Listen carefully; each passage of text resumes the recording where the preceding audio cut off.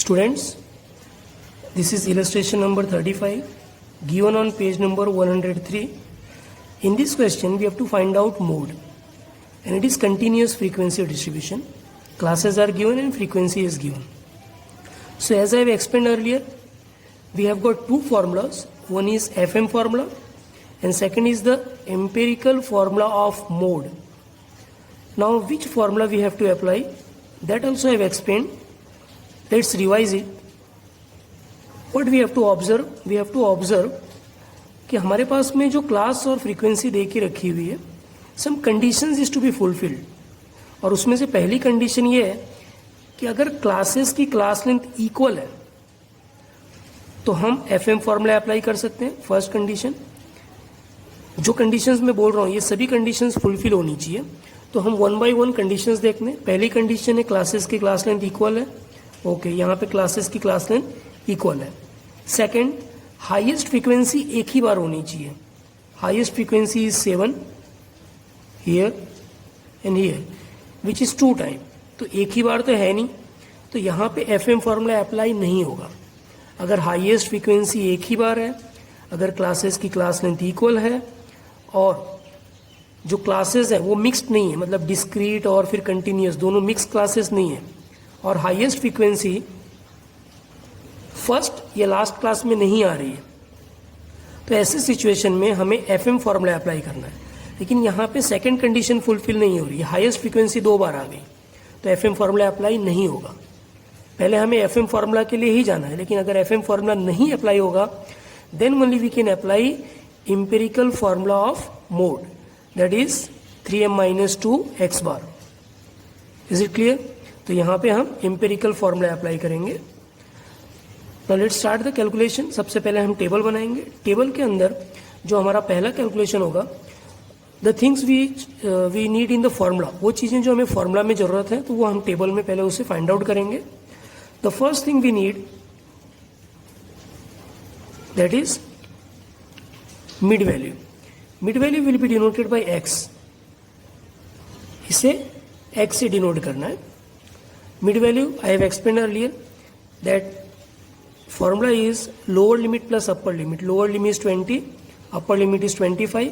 So lower limit plus upper limit 20 plus 25 divided by 2. So 20 plus 25 it will be 45. 45 divided by 2. So it will be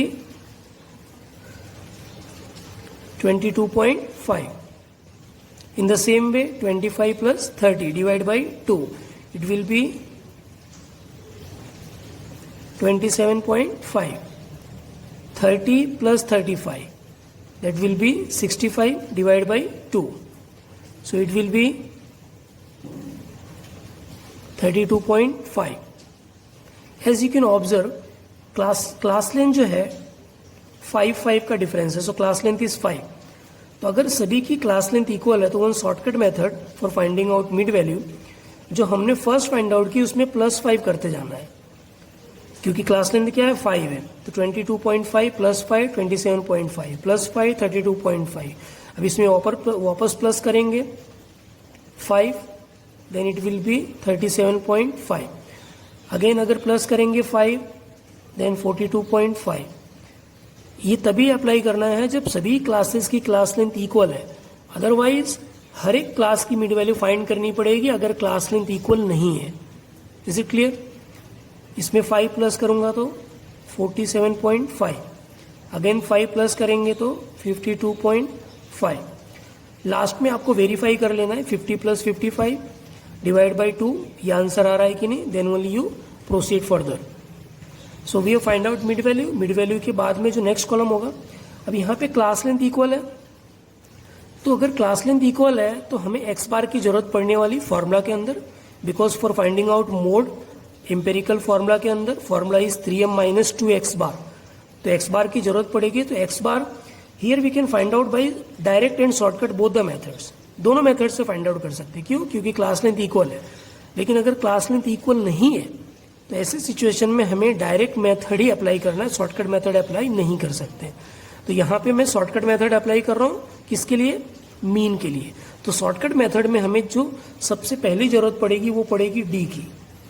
d is equal to x minus a divide by C. तो इसमें मैं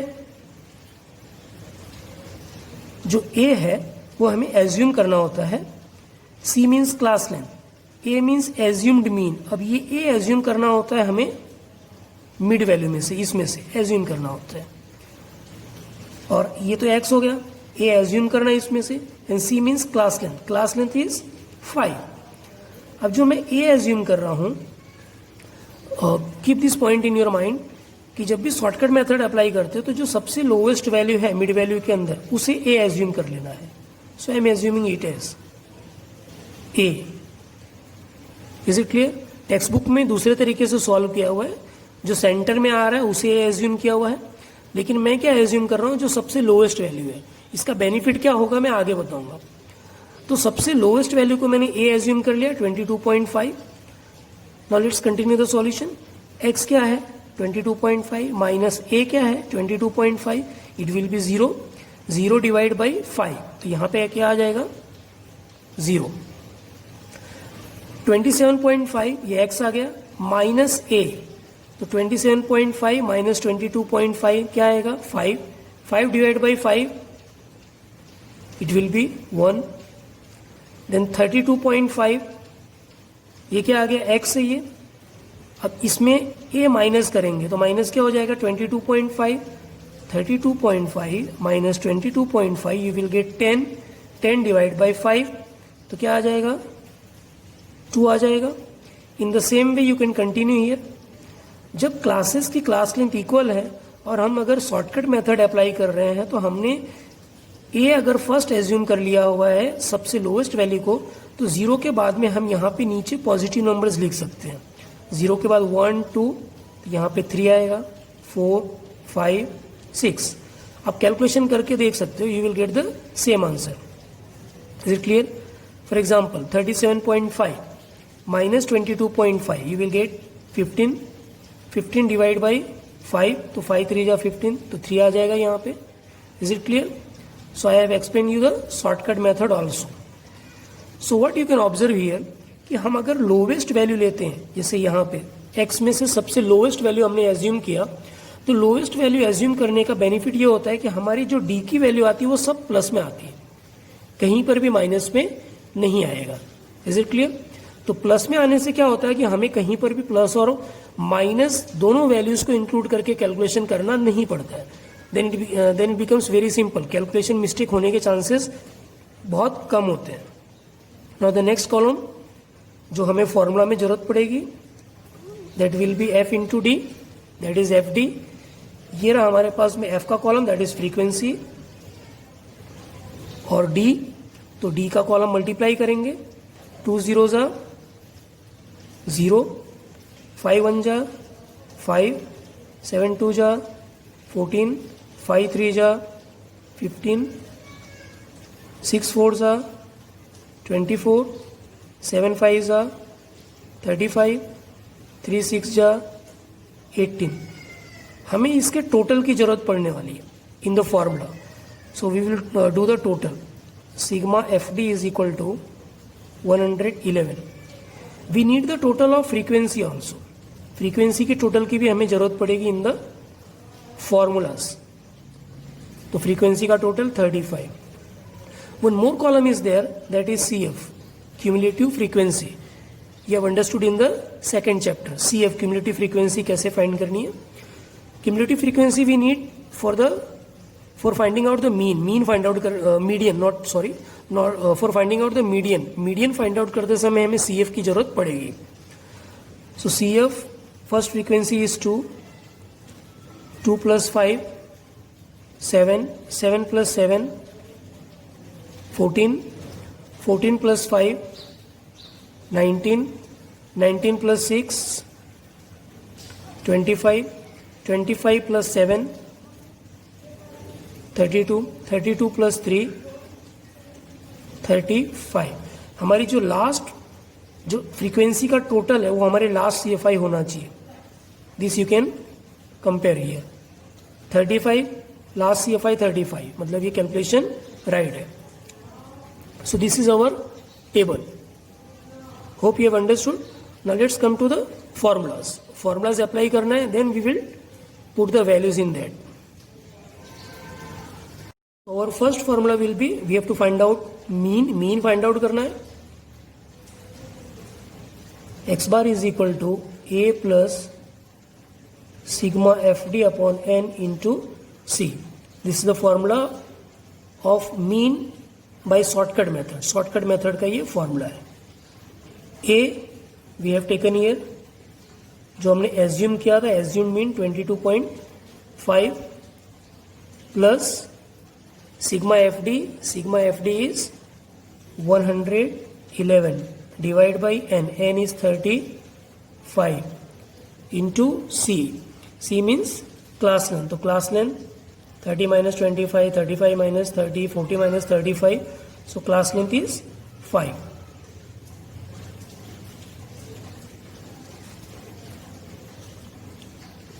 (111) divided by, you can do the solution in this way. 5 1 जा 5, 5 7 जा 35. अब इसे divide करेंगे, तो divide करने के बाद यू विल गेट 15.86. अब इसे क्या कर देंगे, प्लस कर देंगे. So you will get 38.36. This is x bar. We need median also. तो मीडियन का भी कैलकुलेशन करना है.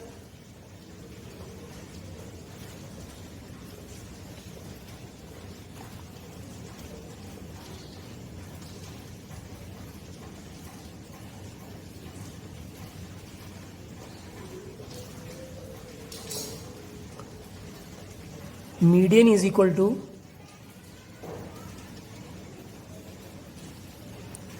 n by 2 observation. Median is equal to n by 2. n की वैल्यू क्या आ गई, 35. 35 divide by 2 th observation is equal to 35 divide by 2, you will get 17.5 observation. अभी जो 17.5 ऑब्जर्वेशन आ रहा है, ये हमें कहाँ देखना है, CFI में देखना है. CFI में देखने के बाद में यू विल ऑब्जर्व, वो कहाँ पे आ रहा है, यहाँ पे आ रहा है. 14 में तो आएगा नहीं 17.5, कहाँ पे आ रहा है, 19 में आ रहा है. तो ये जो होगी 19 के सामने वाली, मैं इसे पूरा का पूरा एक बॉक्स में ले लेता हूँ.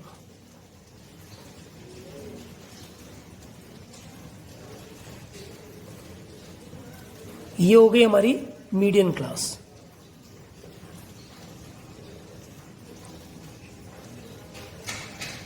मीडियन क्लास इज 35 से 40.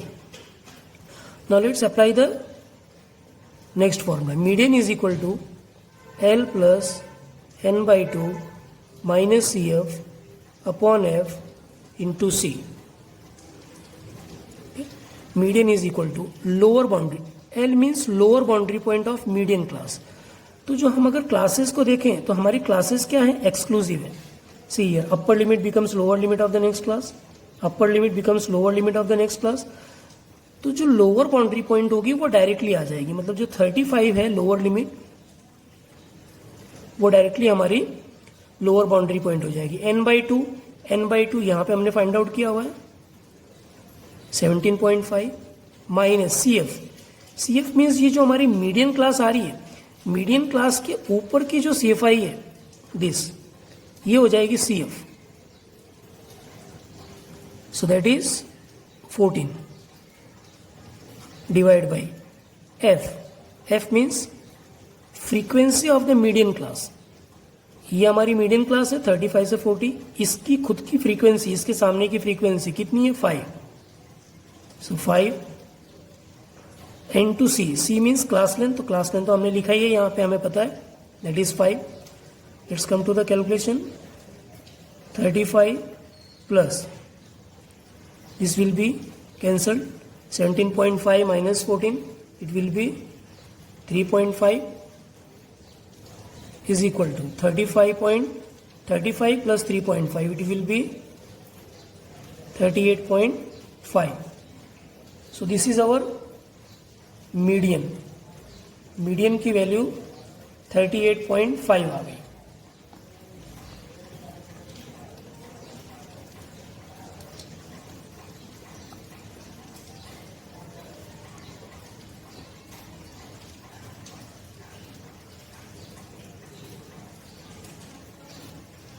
We have to find out mode, हमें मोड फाइंड आउट करना है।